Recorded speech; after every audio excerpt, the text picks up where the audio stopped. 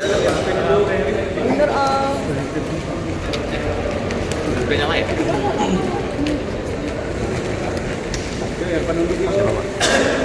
Aku bayar dia kan. Lupa.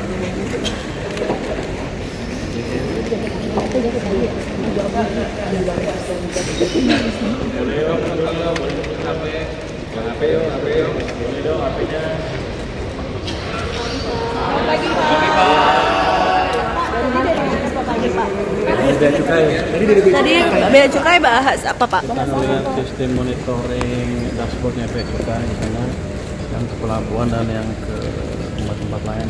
Kita juga sempat diskusi dengan atau teleponan dengan orang bea cukai di kapal yang dekat ke Batam. Ada kendala apa tadi? Ya? Ada kendala apa terkait monitoring sistem? Nggak ada kendala, cuma saya pengen lihat beberapa canggih sih punya bea cukai. Bisa nggak saya optimalkan untuk tadi mengurangi yang dikritik Pak Presiden under invoicing. Di situ sebenarnya udah cukup bagus, tapi belum level di mana secara saya bisa secara online di situ aja monitor apa yang under invoicing, apa yang tunggu sampai sana karena AI-nya belum dikembangkan. Dalam 3 bulan ke depan kita akan kembangkan sistem AI yang lebih siap di daerah. Berarti lanjutan dari yang LNSW kemarin ya Pak? Integrasi. Ya, di LNSW kan nanti akan kita buat think tank untuk perdagangan. Nanti kita bentuk tim berisi 10 orang yang jago-jago di sana, ada mathematician segala macam untuk memastikan bahwa nanti mereka bisa menganalisa kebocoran perdagangan kalau ada. Ini kelanjutannya saya akan perkuat semua LNSW, bea cukai, nanti juga pajak juga sama. Jadi Itu bukan gejala normal kan?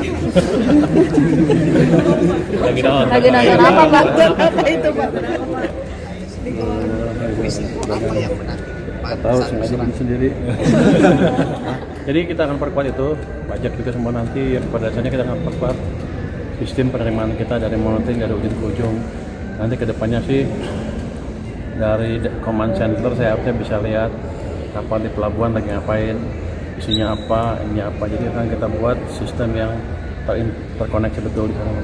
Tadi katanya belum bagus di sana. Ada target untuk supaya di sana bagus kapan?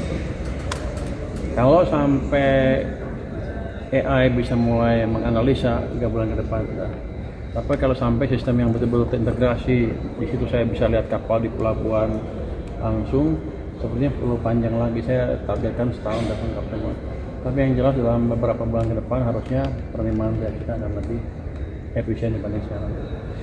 Tadi juga ada diskusi Balpres, saya juga baru tahu istilah Balpres itu, impor barang-barang baju bekas seperti apa penanganannya.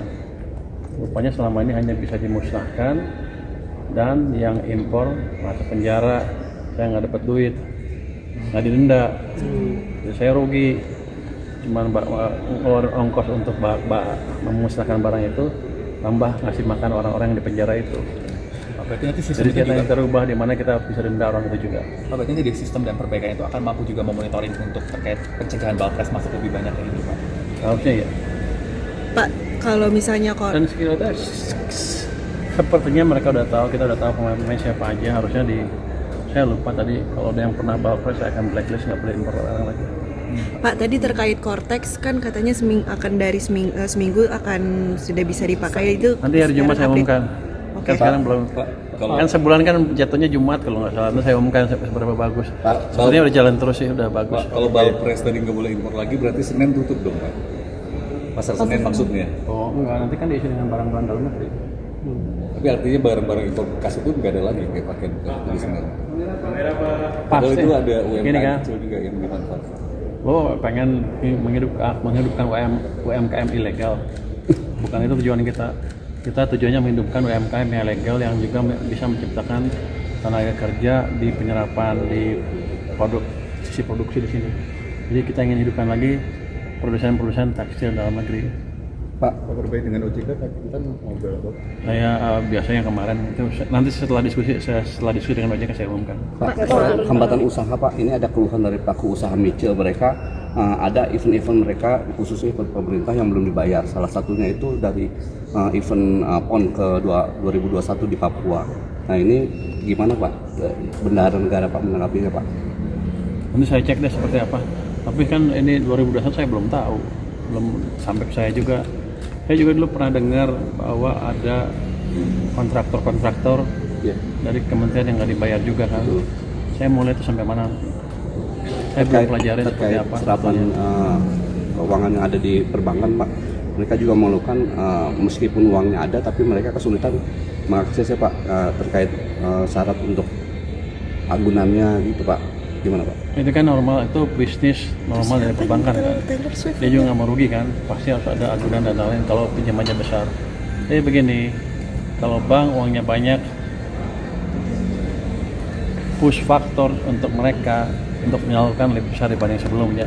Karena kalau enggak dia bayar ke saya bunga kan, rugi dia. Dia akan cari keseimbangan yang pas saya pikir. Tapi kalau emang nggak ada agunan sama sekali yang nggak bisa untuk pinjaman normal ya kecuali kur ya. Bisa saya serahkan ke banknya sendiri seperti apa. Mereka akan menentukan resiko dari pinjaman yang mereka berikan. Jadi saya pakai kemampuan bank untuk menilai kredit supaya penyalurnya seaman mungkin. Ya. Makasih ya, kita mau ketemu. Itu siapa handphonenya?